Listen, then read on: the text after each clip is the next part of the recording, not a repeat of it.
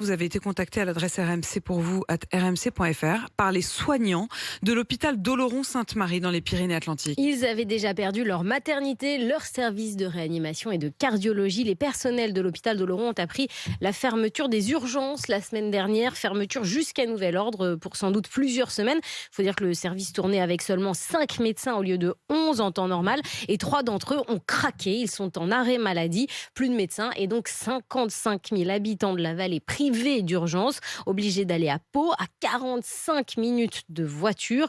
Angélique Lebrun est aide-soignante à Oloron et secrétaire CGT. C'est quand même fou. Ils prennent des décisions, mais est-ce qu'ils mesurent les conséquences en fait? Si demain il y a des décès, si demain il y a quelqu'un qui tombe comme un accident de voie publique, comme un arrêt cardiaque, comme un AVC, on a l'hélicoptère. Mais c'est pas un taxi, en fait. Donc, et quand bien même il transporte quelqu'un, il y a une autre urgence vitale qui arrive.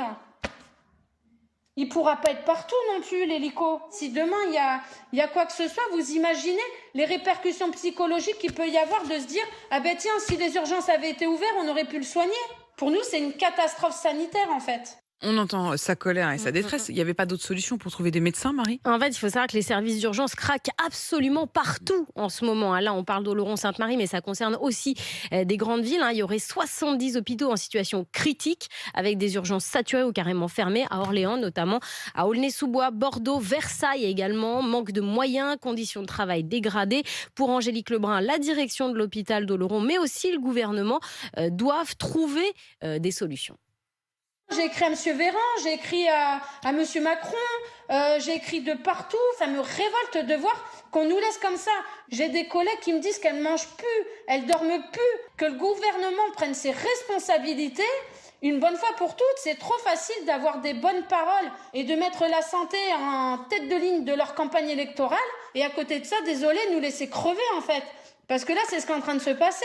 Et que dit la direction de l'hôpital? Alors, on a vraiment lancé tout le monde hier, l'Agence régionale de santé, la direction de l'hôpital, le ministère de la Santé, avec Anne-Livia Tolinki. Et en fin de journée, on a pu interviewer le directeur de l'hôpital, Frédéric Le Sen.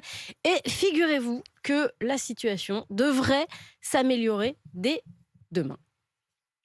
Voyant la fermeture ce week-end des urgences, on a les contractuels remplaçants qui viennent habituellement, qui se sont solidarisés et nous auront recontactés pour essayer de combler le planning. Et pour l'instant, je dirais que c'est quasi miraculeux. On va rouvrir mercredi de manière complète. On a jusqu'à la fin du mois de juin, on a quelques trous encore dans le planning, mais on espère aussi combler au fur et à mesure. Néanmoins, le problème persiste. On fonctionne avec beaucoup de remplaçants. Donc, si les praticiens urgentistes veulent venir travailler dans un environnement très agréable, on est au pied des Pyrénées, à 1 heure de l'océan Atlantique. Et dans un établissement refait à neuf, on les recevra et on les accueillera avec grand plaisir. Donc, je voudrais comprendre, Marie, les urgences de Oloron-Sainte-Marie vont rouvrir demain, c'est bien ça? Voilà, finalement, vous avez entendu, ça va s'améliorer demain. C'est vrai que ça a beaucoup, le bruit qui a été fait autour de cet hôpital et puis le fait qu'on ait passé plein de coups de fil hier, ça a fait bouger les choses. Il y a des médecins volontaires qui se sont mobilisés, donc ça va s'améliorer, mais il va falloir quand même trouver des titulaires pour pérenniser la situation, parce que là, c'est des médecins remplaçants, donc c'est une solution vraiment très temporaire, très précaire. D'ailleurs, les personnels soignants maintiennent la pression. Il y a un rassemblement qui est toujours prévu ce matin devant l'hôpital. On a aussi contacté le ministère de la Santé qui admet de réelles difficultés dans de nombreux services d'urgence en France en ce moment. Ça fait partie des gros sujets de travail au ministère, nous dit-on. Alors, est-ce qu'il y aura des annonces en faveur des urgences?